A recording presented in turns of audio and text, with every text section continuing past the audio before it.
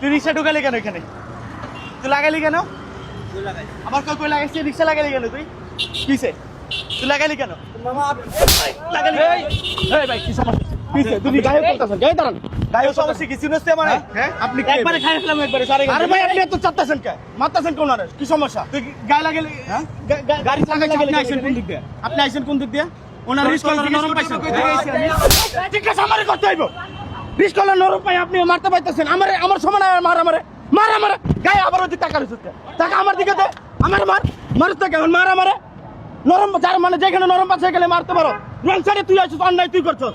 তোর অপরাধ। তাহলে তুই রিস্ক কলার মালিক উনি কি রাইট আছে না? উনার কি রাইট আছে কিনা? আমার উত্তর দেখুন। উনি রাইট আছে তুই রঙে আছো।